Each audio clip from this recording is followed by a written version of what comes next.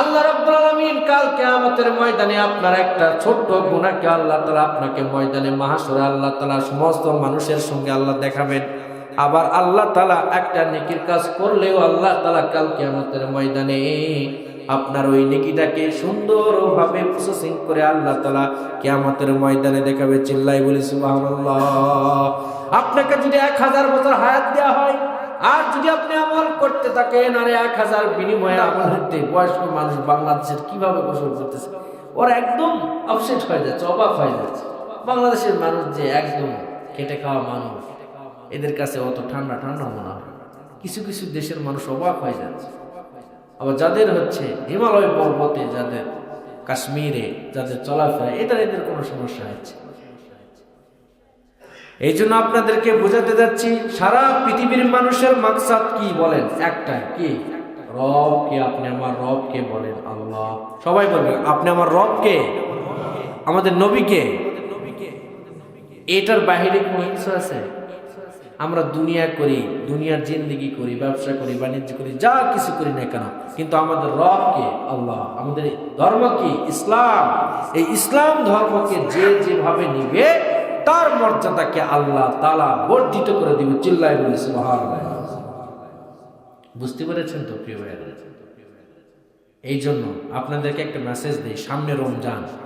রমজানে একটা আপনি আমাকে এমন একটা পাওয়ারফুল প্রস্তুতি নিয়ে প্ল্যানার তৈরি করতে হবে। এই রমজানে যদি কোনো মুসলিম তার লাইফটাকে একটি মাস সাজানোর জন্য সে নিজে নিজে প্রস্তুতি নিয়ে যদি একটা প্ল্যানার তৈরি করে, যে আমি এই বিজনেসটা করব, আমি রোজা রেখে ফজরের সালাত আদায় করে যাব, বা আমি এই টাইম পর্যন্ত বিজনেস করব, রমজানের বরকতে 2 ঘন্টা হরকত করে টাইম আগেই ছুটি নিব। কথা বলো ঠিক না?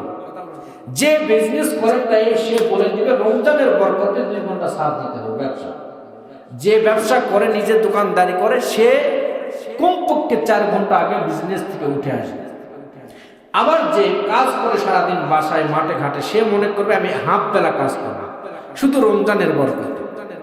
এরকম ভাবে আমল করবে এত বেশি, নামাজ করবে এত রাকাত, জিকির করবে এতটুকু, তেলাওয়াত করব কোরআন 2 পারা দিনে, তেলাওয়াত করব দিনে 1 পারা করে, কমপক্ষে এরকম নিয়ত করবে যে এত রাকাত নফল নামাজ পড়ব, আমি এত রুকু পড়ব, আমি এত সালাম দিব, আমি এত জিয়ারত করব। এরকম ভাবে রমজান মাসে কম খাবো, আল্লাহর ইবাদত বেশি করব।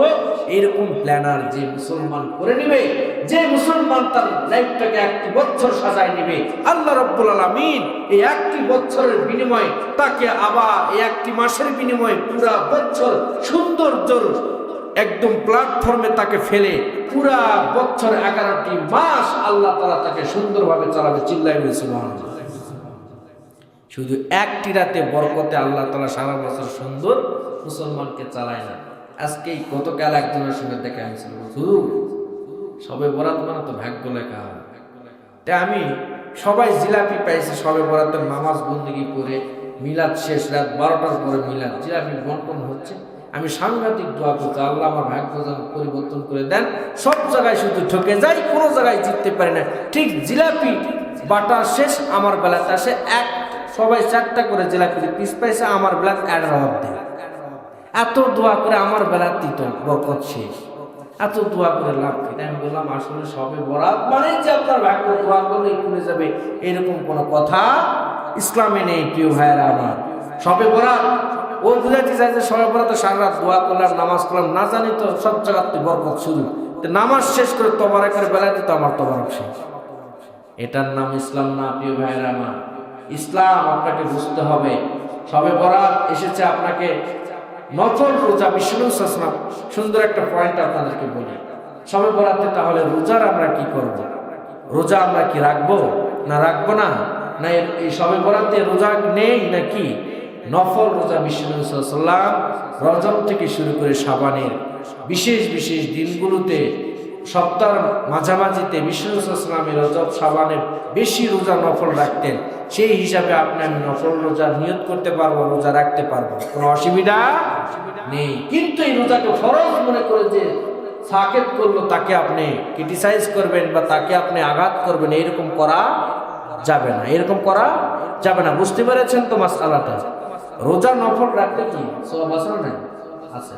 আর যদি কেউ না রাখতে পারে তাকেও আপনি কোনো কমেন্ট করতে পারবেন না। বুঝতে পেরেছেন?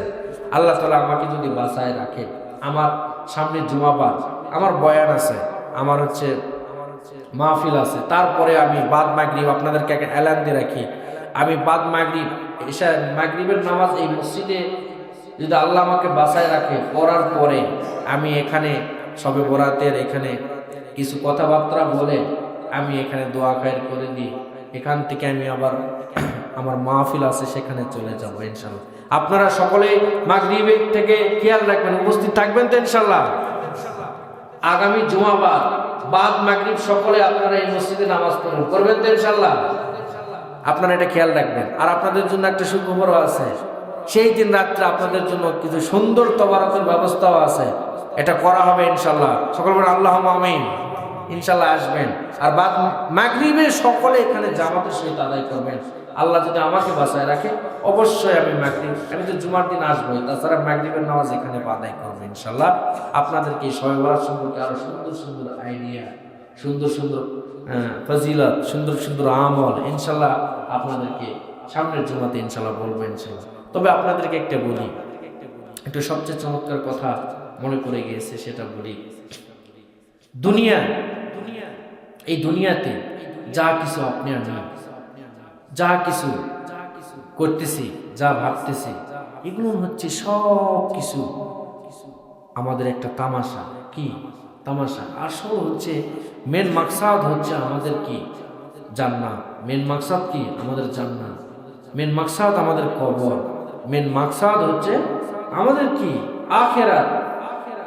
আখিরাতের জন্য যদি আমরা ভাবি, কিছু করি, তাহলে আপনাদের ভাবতে হবে আপনার লাইফে আপনি কয়টা রমাদান পেয়েছেন, কয়টা শবে বরাত পেয়েছেন, কয়টা শবে কদর পেয়েছেন, কয়টা আপনি এরকম শবে মেরাজ পেয়েছেন, কয়টি আপনি হজ করেছেন। এগুলো কিন্তু আপনার ইসলামের বড় একটা রোপণ, প্রিয় ভাইয়েরা আমার। এগুলো আপনি হিসাব করবেন, ক্যালকুলেশন করবেন। এগুলো কখনো ফজিলত কোনো জিনিসকে আপনি ছাড়বেন না কখনো। আপনার লাইফটাকে কাল কিয়ামতের ময়দানে ফুটেজটা যখন আপনার নাম ধরে যখন চালু করা হবে, আপনার জীবনে কয়টা বিয়ে খেয়েছেন, কয়টা যাত্রাপালায় গিয়েছেন, কয়টা গান বাজনায় গিয়েছেন, কয়টা মেলায় গিয়েছেন, কয়টা আপনি হারাম কাজ করেছেন, কয়টা হালাল কাজ করেছেন, কাল কিয়ামতের ময়দানে কয় টাকা সুদ খেয়েছেন, কয় টাকা দান করেছেন। এই যে 1 টাকা 2 টাকা মসজিদে কোটায় টাকা দেন, বিভিন্ন জায়গায় একটা মানুষ, সুবিধা বঞ্চিত মানুষ হাত পাতায় দেয়, আপনি দান করেছেন। আজ থেকে ধরলেন 2001 সালে, কিন্তু ওটা আপনার মনে নেই। কাল কিয়ামতের ময়দানে 2001 সালে একটা ব্যক্তিকে আপনি 1 টাকা দান করেছেন, ওটাও আল্লাহ তাআলা আপনাকে আপনার সামনে ফুটেজ আকারে এইরকম প্রজেক্টরের মাধ্যমে দেখাবে। চিল্লায় বলে সুবহানাল্লাহ। তাহলে প্রিয় ভাইয়েরা আমার, এই কথাই বলে শেষ। আল্লাহ রাব্বুল আলামিন কাল কিয়ামতের ময়দানে আপনার একটা ছোট্ট গুনাহকে আল্লাহ তাআলা আপনাকে ময়দানে মাহশরে আল্লাহ তাআলা সমস্ত মানুষের সঙ্গে আল্লাহ দেখাবেন। আবার আল্লাহ তাআলা একটা নেকির কাজ করলেও আল্লাহ তাআলা কাল কিয়ামতের ময়দানে আপনার ওই নেকিটাকে সুন্দরভাবে প্রসেসিং করে আল্লাহ তাআলা কিয়ামতের ময়দানে দেখাবে। চিল্লাই বলি সুবহানাল্লাহ।